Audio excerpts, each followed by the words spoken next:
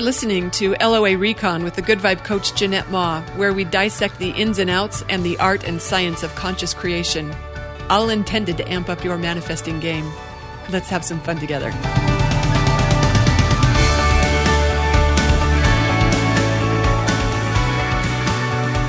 Earlier this summer, I did not publish a blog post that I drafted titled, "You Don't Need Me."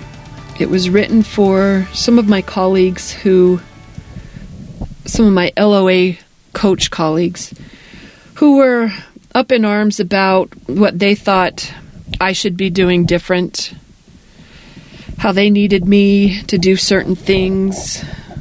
And I just wrote a post for them titled, "You Don't Need Me to Have What You Want," reminding them that we're each creating our own reality, that we don't have to agree in order for us each to have what we want, because we're having our own realities. And if they get hung up on what they think I'm choosing, and in the process preventing themselves from having it, then they're forgetting how the whole system works. I didn't publish it because I realized that's who I was writing that for. They wouldn't hear me. It would just rile them up, and I didn't want to rile anyone up. So it's unpublished. But those words, that "you don't need me," it was in the back of my mind earlier this year. And then recently, my state had a senator who was expected to make a decision that I thought would be a good thing. I thought that would be a good and helpful thing. And then he didn't. He decided the opposite.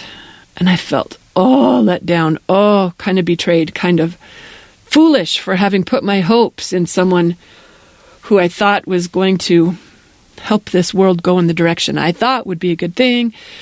And I imagine plenty of people on the other side who are celebrating, yay, for the decision that he made, because they also think that the decision he made is helping the world go in the right direction. We see it totally differently. And when I say we see it totally differently, I'm not saying I know so much for sure I just try to not know too much for sure. Try to be more open than that. But when I read the news and I felt kind of crushed by it and foolish for having thought that he could be an ally, right there, that tips you off, doesn't it? An ally. If you've got an ally, you've got an other. I like the reminder, there is no other. Anyway, what I thought when I realized, he's not helping, what I realized was, I don't need him. I absolutely don't need him. And I felt relief with that thought. I don't need him to feel good or to live happy or to have what I want.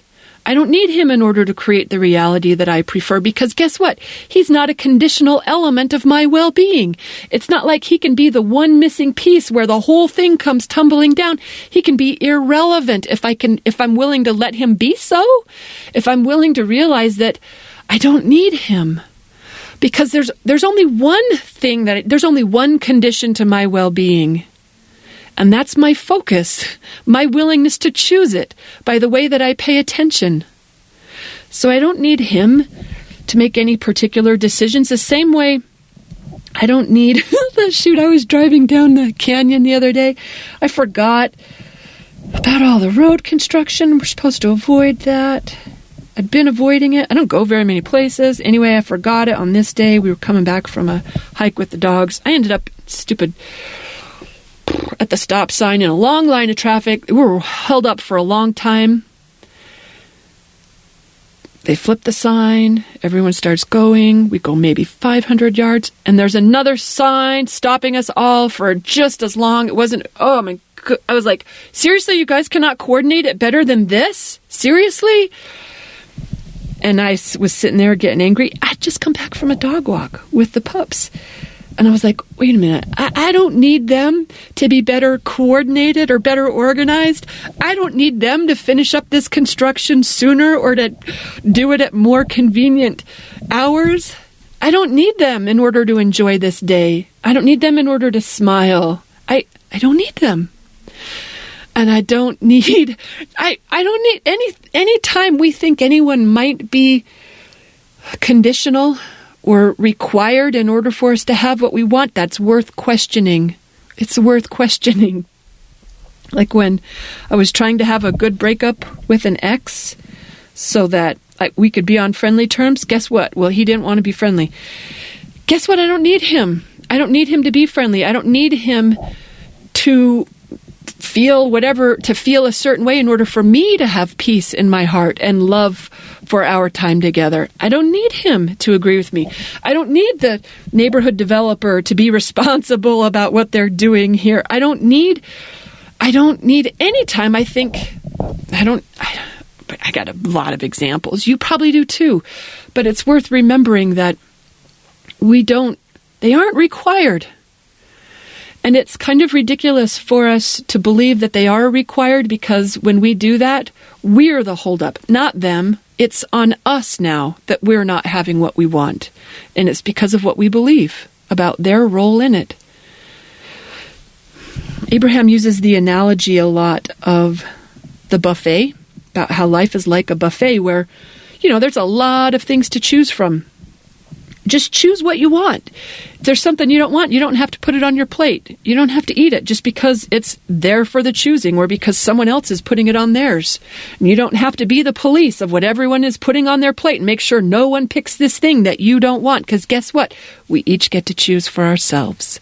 It's a beautiful thing. And guess what else? We sometimes want different things.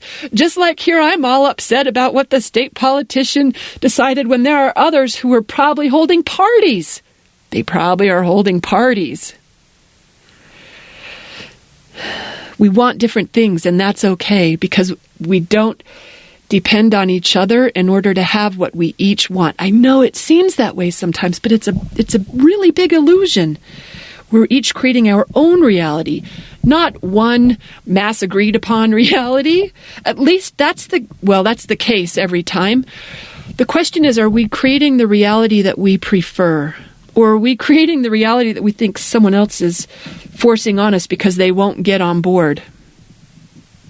It's worth remembering whenever we're suspending our own feel-good because of someone else's actions, let them eat the cottage cheese or the broccoli. Those are the things I would never put on my plate.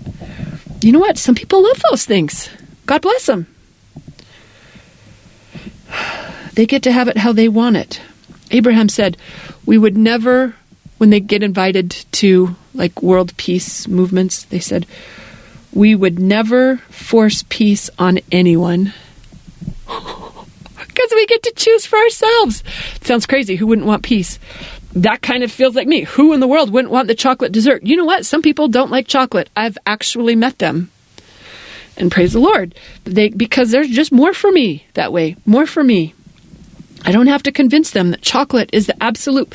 There is no way to improve on a dessert than a chocolate dessert. Oh my gosh. I had a really good, fabulous new chocolate dessert recently. It was very surprising. I liked it a lot. Oh, I liked it a lot. I had it twice actually in 1 week. It was so good. And some people wouldn't like it. Some people, they would want to tell me how I'm doing it wrong. They would want to tell me all the bad things and ruin it for me. I have a friend from high school. I bet I've talked to you about him before because he kind of strikes me as an extreme example to make this point about how he seems to be someone, and it's been years since I've been in touch with him, so maybe he's not like this anymore. But back when I knew him, he seemed like the kind of person who would not choose peace. What I mean by that is he seemed like he really thrived. He really loved going to war, and I mean literal war. Like being in the military, going to another country, and playing war games. Like he did not like it when he was not doing that. He really, really liked it when he was doing that. You know how you could tell? I mean, I know there are some messed up reasons that people do that. I consider that's a reflection. That's my prejudice, that it's messed up reasons why you would want to fight anyone. Who am I to say that's messed up? Someone thinks vanilla is better than chocolate. Someone thinks apple pie is better than any we just have different opinions about some things. And even when we have the same desires, we might have different desires about how we get there. Okay, I'm probably not saying this very eloquently, but what I really wanted to spotlight in this episode is that whoever you think is required in order for you to have what you want, you're going to want to rethink that, because you don't need them. All you need is you. All you need is to get your thoughts, your beliefs, your inspired actions in alignment with what you want. That's all we need. Isn't that a beautiful thing to remember? So we can relax depending on anyone else for our good time. I hope you enjoyed this reminder. Lord knows I'm probably going to need to listen to this one again myself. Thanks for listening, everyone. Happy manifesting.